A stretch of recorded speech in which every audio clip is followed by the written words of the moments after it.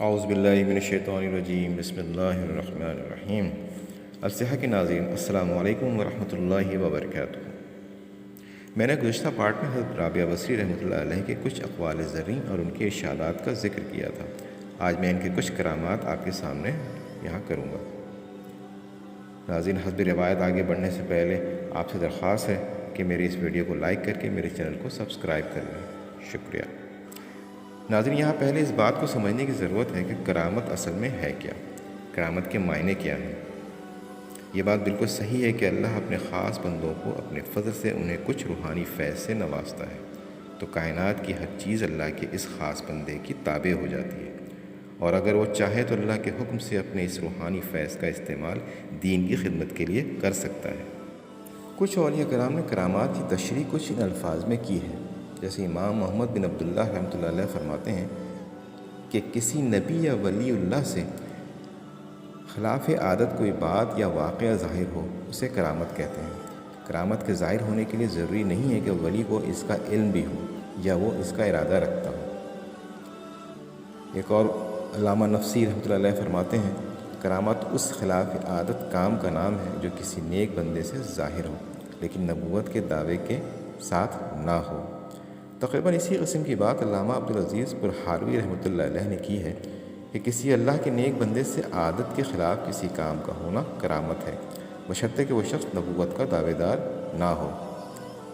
قرآن کریم میں اللہ تعالیٰ نے اپنے کئی نبیوں پر کرامات کے ظہور کا ذکر کیا ہے، جیسے حضرت بی بی مریم رحمۃ اللہ علیہ، حضرت سلیمان علیہ السلام، حضرت موسیٰ علیہ السلام وغیرہ۔ یہ ویڈیو سیریز چونکہ حضرت رابعہ بصری رحمۃ اللہ علیہ کی سوانح حیات پر مبنی ہے، تو یہاں میں صرف حضرت رابعہ بصری رحمۃ اللہ علیہ کے کچھ کرامات کا ذکر کروں گا۔ ان کرامات کا ذکر مورخین نے اپنی کتابوں میں کیا ہے، بلکہ مورخین سوانح حیات لکھنے والوں نے آپ کے حالات زندگی کم اور کرامات کا ذکر زیادہ کیا ہے۔ حضرت رابعہ بصری رحمۃ اللہ علیہ اللہ کی ان برگزیدہ ہستیوں میں شامل تھیں جن پر اللہ تعالیٰ کے روحانی فیض کی مسلسل بارش ہوتی تھی۔ اللہ تعالیٰ نے آپ کو خصوصی فضل و کرم سے نوازا تھا، یہی وجہ ہے کہ آپ کی ذات سے کافی کرامات کا ظہور ہوا۔ حالانکہ آپ حتی الامکان کوشش کرتی تھیں کہ آپ کے کرامات ظاہر نہ ہوں، آپ کرامات کو قرب الہی کی دلیل بھی نہیں سمجھتی تھیں، لیکن اس کے باوجود جہاں جہاں اللہ رب العزت کی مرضی ہوئی وہاں وہاں آپ سے کرامات کا ظہور ہوا۔ ایک رات حضرت رابعہ بصری رحمۃ اللہ علیہ اپنی کوٹری میں آرام فرما رہی تھیں کہ چور آ گیا۔ چور نے آپ کے تمام کپڑے چرا لیا اور گٹھری میں باندھ کر بھاگنے کی کوشش کی تو اسے دروازے کا راستہ نہ ملا۔ اس نے جب سامان نیچے رکھا تو اسے راستہ نظر آنے لگا۔ لالچ میں آ کر اس نے سامان پھر اٹھا لیا، لیکن دوبارہ اسے باہر جانے کا راستہ نہ ملا۔ یہ عمل اس نے 7 بار دہرایا۔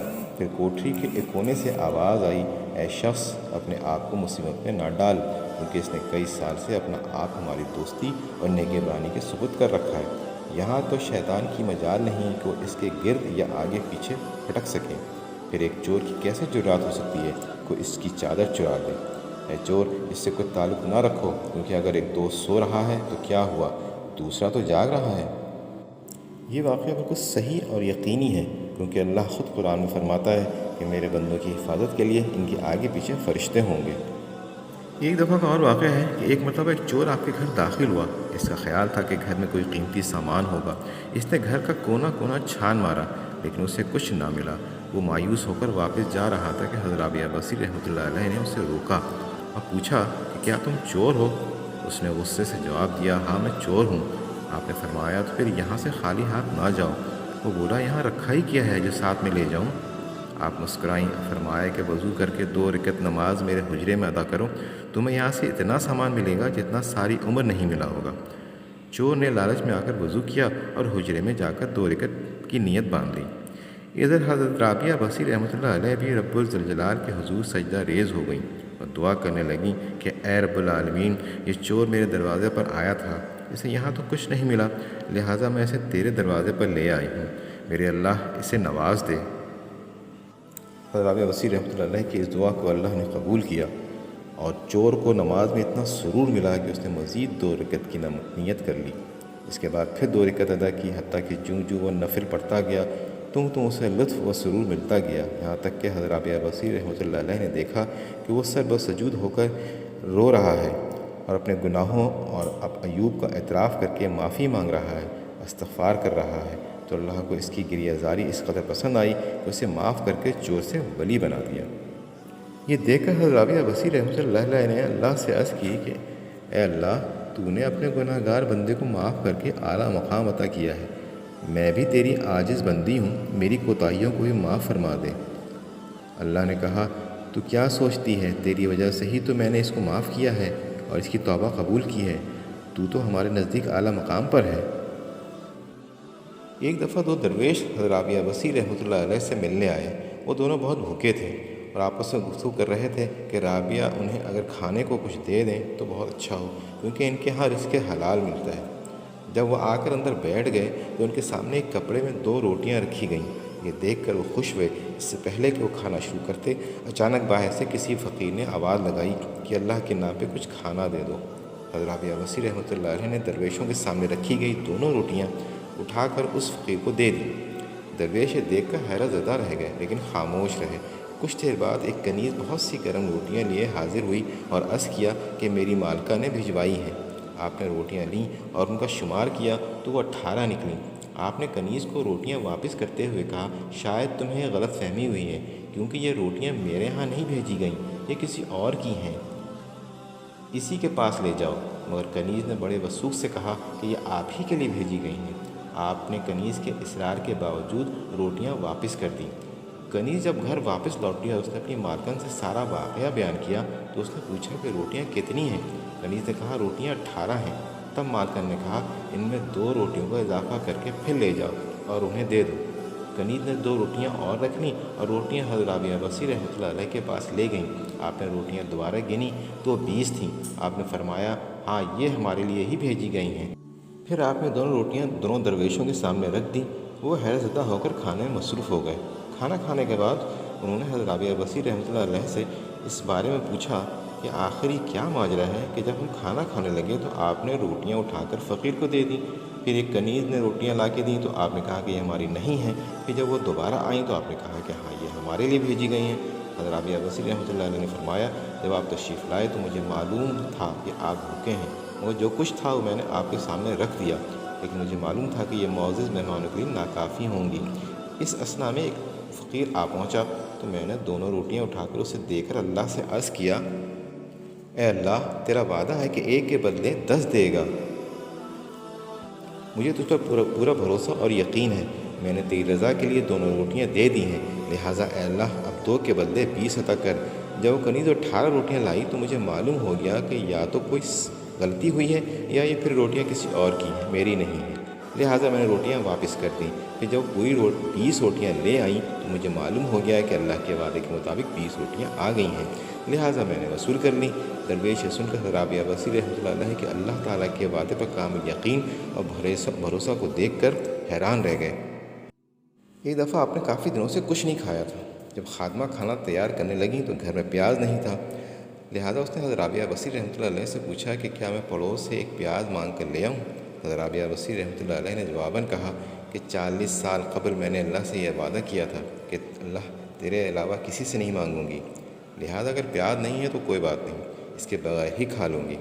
ابھی آپ نے پر جملہ مکمل ہی کیا تھا کہ ایک پرندہ اپنی چونچ میں پیاز لیے ہوئے آیا اور ہانڈی میں ڈال کر اڑ گیا، مگر آپ نے اس کو شیطانی فریب تصور کرتے ہوئے سالن کے بغیر ہی روٹی کھا کر پانی پی لیا۔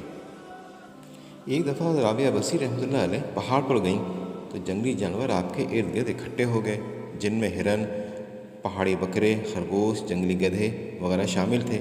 وہ آپ کو دیکھنے کے لیے بڑی محبت سے آپ کے پاس آ گئے۔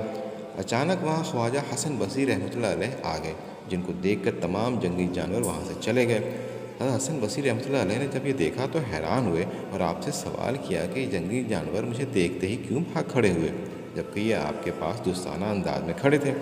حضرت رابعہ بصری رحمۃ اللہ علیہ نے پوچھا، آج آپ نے کیا کھایا ہے؟ تو خواجہ حسن بصری رحمۃ اللہ علیہ نے فرمایا، میں نے آج گوشت اور روٹی کھائی ہے۔ یہ سن کر حضرت رابعہ بصری رحمۃ اللہ علیہ نے فرمایا، جب آپ ان کا گوشت کھائیں گے تو جانور آپ سے خوف کھائیں گے، لہٰذا وہ کیوں کر آپ کے پاس آ سکتے ہیں۔ ایک دفعہ آپ نے کچھ اناج اگایا، اس کے بعد اس پر ٹڈی دل نے حملہ کر دیا۔ اس پر آپ نے اللہ رب العزت سے یوں دعا کی کہ اے اللہ، یہ میری غذا ہے جس پر میں نے اپنی رقم اور محنت خرچ کی ہے، اگر تجھے یہی منظور ہے تو میں یہ خوراک تیرے دشمنوں یا دوستوں کو دے دوں گی۔ اسی وقت ٹیڈی دل فوراً اڑ گئے جیسے کبھی ان کا وجود ہی نہ تھا۔ گدھے کے زندہ ہو جانے والا مشہور واقعہ حضرت رابعہ بصری رحمۃ اللہ علیہ کے سفر حج کے دوران پیش آیا تھا۔ اس کا ذکر میں نے اپنے پارٹ 2 میں کیا، لیکن یہاں ایک دفعہ پھر بیان کیے دیتا ہوں کہ ایک دفعہ حضرت رابعہ بصری رحمۃ اللہ علیہ نے حج بیت اللہ کی سعادت حاصل کرنے کا ارادہ کیا اور اس مقصد کے لیے گدھے پر سامان لاد کر چل پڑیں۔ ایک صحرا کے درمیان سے گزر رہی تھی کہ اچانک آپ کا گدھا مر گیا۔ قافلے والوں نے حضرت رابعہ بصری رحمۃ اللہ علیہ سے کہا کہ لائیے آپ کا سامان ہم اٹھا لیتے ہیں، آپ اپنا سفر ہمارے ساتھ جاری رکھیں۔ آپ نے ان سے کہا کہ نہیں، آپ لوگ رہنے دیں، میں نے اپنا یہ سفر آپ کے بھروسے شروع نہیں کیا تھا، مجھے اپنے پروردگار پر پورا بھروسہ اور توکل ہے۔ قافلے والے یہ سن کر آپ کو اکیلا چھوڑ کر آگے چلے گئے تو آپ کی آنکھوں میں آنسو آ گئے۔ آپ بظاہر کوئی مددگار نہ تھا۔ آپ نے رب العزت کے حضور سجدہ ریز ہو کر یوں اللہ سے دعا کی کہ اے اللہ، میں غریب اور عاجز نادار عورت ہوں، میں نے تیرے آسرے پر سفر شروع کیا تھا۔ اے اللہ، تو نے مجھے اپنے گھر بلایا اور جب میں نے سفر شروع کیا تو میرے گدھے کو مار دیا۔ کیا اپنوں کے ساتھ یہ سلوک کیا جاتا ہے؟ ابھی آپ کی دعا ختم بھی نہ ہوئی تھی کہ آپ کا گدھا اٹھ کھڑا ہوا۔ آپ نے اللہ تعالیٰ کا شکر ادا کیا اور اپنا سامان لاد کر مکہ معظمہ کی طرف روانہ ہو گئیں۔ ایک دفعہ حضرت رابعہ بصری رحمۃ اللہ علیہ ایک پہاڑ کے پاس بیٹھی تھی تو ایک شخص آیا، اس نے درخواست کی کہ مجھے اولیاء اللہ کی پہچان بتائیے۔ آپ نے فرمایا، اولیاء اللہ کی یہ پہچان ہے کہ اگر وہ پہاڑ کو مخاطب ہو کر کہیں کہ سونے کا بن جا تو پہاڑ فوراً سونے کا ہو جاتا ہے۔ حضرت رابعہ بصری رحمۃ اللہ علیہ کا یہ فرمانا تھا کہ پہاڑ سونے کا بن کر جگمگانے لگا۔ حضرت رابعہ بصری رحمۃ اللہ علیہ نے پہاڑ کی طرف دیکھ کر فرمایا، تجھے میں نے ایسا کرنے کو نہیں کہا تھا، میں تو ویسے ہی بات کر رہی تھی۔ جس پر پہاڑ دوبارہ اپنی اصلی حالت میں آ گیا۔